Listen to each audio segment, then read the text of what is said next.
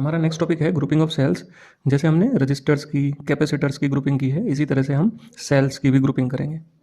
तो वहाँ पे दो तरह की ग्रुपिंग थी, फिर वही बाद में मिक्स ग्रुपिंग बन गई। तो इसी तरह से हम पहले पढ़ेंगे सीरीज ग्रुपिंग, पैरेलल ग्रुपिंग, और उसके बाद में पढ़ेंगे फिर हम मिक्स ग्रुपिंग। तो सीरीज ग्रुपिंग को देखते हैं। मान लिया मेरे पास कुछ सेल्स हैं और वो मैंने सीरीज में यूज़ कर रखी। तो पहले समझना पड़ेगा कि सीरीज में हम यूज़ कैसे करते हैं। तो सीरीज में यूज़ करने का तरीका है कि सपोज आपके पास कोई सेल है, ये पॉजिटिव टर्मिनल हो गया, ये नेगेटिव टर्मिनल हो गया, तो अब आपको दूसरी सेल का पॉजिटिव टर्मिनल इसके नेगेटिव से जोड़ना। फिर इसी तरह से तीसरी सेल का पॉजिटिव टर्मिनल दूसरे के नेगेटिव से। मान लिया कोई और सेल आपको यूज़ करनी, तो उसका पॉजिटिव टर्मिनल उसके नेगेटिव से। मतलब आप ऐसे करेंगे, पॉजिटिव नेगेटिव इस तरह से जोड़ते चले जाएंगे। अगर मैं अपने घर में जो बैटरी है हमारे घर में उनकी बात करूं, तो बैटरी को कैसे जोड़ेंगे। मान लिया एक पॉजिटिव टर्मिनल, मतलब लाल वाली खूंटी जो है उसकी, तो उसमें रेड और ब्लैक करके हो गए। तो हम क्या करेंगे, रेड को ऐसे ही रहने देंगे, ये हम एक्सटर्नल सर्किट में यूज़ कर लेंगे। फिर ब्लैक को रेड से जोड़ेंगे, फिर ब्लैक को फिर रेड से जोड़ेंगे। मतलब एक बैटरी तो ये होगी, एक बैटरी ये होगी, और फिर इसी तरह से एक बैटरी ये होगी, और इधर से एक रेड आ जाएगा जो एक्सटर्नल सर्किट में जाएगा, और इधर से एक ब्लैक आ जाएगा जो एक्सटर्नल सर्किट में जाएगा। इसी तरह से हम सेल्स जो हमने रिप्रेजेंट कर रखी उसमें भी ऐसे ही करते हैं।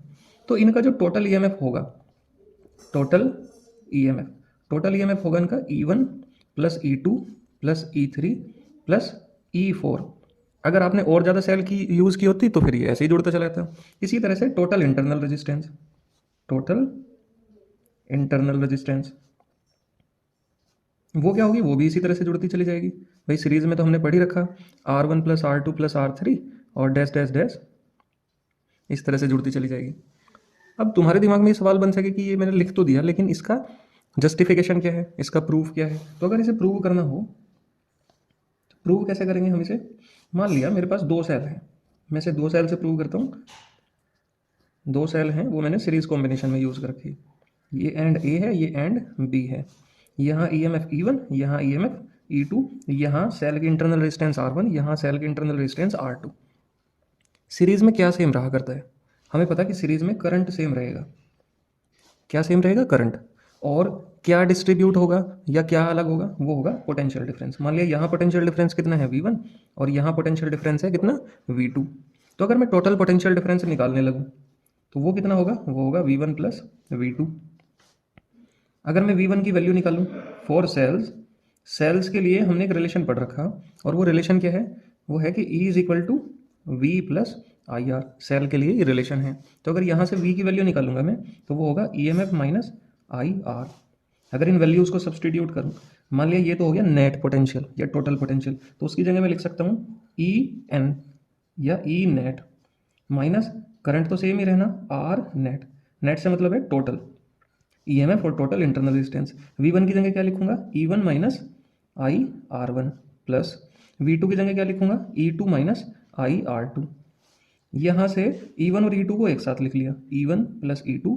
साथ लिखने का कारण यह है क्योंकि इन दोनों में से I कॉमन आ रहा, तो माइनस I कॉमन लिया, बचा क्या, R1 प्लस R2।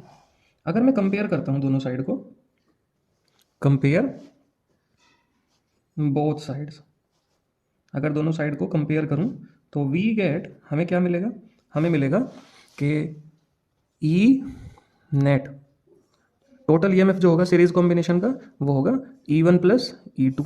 भाई यहाँ ई नेट है और यहाँ क्या आ रहा, E1 प्लस E2 आ रहा, और यहाँ आई का कोफिशिएंट क्या है, R नेट, और यहाँ आई का कोफिशिएंट क्या है, R1 प्लस R2। तो R नेट कितना बन गया, R1 प्लस R2। अच्छा, पिछले कुछ साल के एग्जाम में मैं एक क्वेश्चन देख रहा कि वो काफ़ी बार रिपीट हुआ, जब ऑब्जेक्टिव आए एग्जाम्स तब भी और जब डिस्क्रिप्टिव थे तब भी। उसने क्या करा कि आपके पास 10 सेल हैं, ये एग्जाम्पल है, वो थोड़ा सा एक लोचा कर रहा है इस क्वेश्चन में और वो क्या है कि आपके पास 10 सेल हैं आइडेंटिकल, जिनका EMF E है हर एक का, और इंटरनल रेजिस्टेंस है स्मॉल r। तो उसने 9 तो सीधे सीधे ऐसे कनेक्ट कर दी, और आखिरी वाली जो है उसने उल्टी लगा दी। तो ऐसे केस में टोटल EMF निकालना और टोटल इंटरनल रेजिस्टेंस निकालनी, कि टोटल इंटरनल रेजिस्टेंस क्या होगी और टोटल EMF क्या होगा। तो आपको समझना पड़ेगा, अगर ये प्रॉपर सीरीज ग्रुपिंग में है, प्रॉपर सीरीज ग्रुपिंग बोलते हैं कि पॉजिटिव से नेगेटिव टर्मिनल, पॉजिटिव से नेगेटिव टर्मिनल, पॉजिटिव से नेगेटिव टर्मिनल, इस तरह से कनेक्ट होगा। लेकिन यहाँ आप क्या देख रहे हैं कि यहाँ नेगेटिव से नेगेटिव कनेक्ट हो गया, तो जो भी सेल इस तरह से कनेक्ट हो जाएगी आप उसका ईएमएफ क्या कर देंगे, नेगेटिव कर देंगे। इसका ईएमएफ कैसा हो जाएगा, माइनस का हो जाएगा। ठीक है, तो अगर मुझे टोटल ईएमएफ निकालना हो, टोटल ईएमएफ, हर एक का ईएमएफ यहाँ हमें क्या गिवन है, वो है ई, और इंटरनल रेजिस्टेंस हमें दे रखी स्मॉल आर। तो टोटल ईएमएफ हो जाएगा भाई, 9 सेल हैं जो सीधे सीधे जुड़ी हुई, तो उनका तो हो जाएगा 9E माइनस जो उल्टी जुड़ रही, ये वाली उल्टी जुड़ रही, तो इसका ईएमएफ क्या कर देंगे, हम घटा देंगे। भाई वैसे तो हमें जोड़ना चाहिए था, लेकिन इसका ईएमएफ माइनस के ई होगा। ठीक है, तो टोटल ईएमएफ कितना आ गया, 8E आ गया। ध्यान रखेंगे। इसी तरह से टोटल इंटरनल रेजिस्टेंस,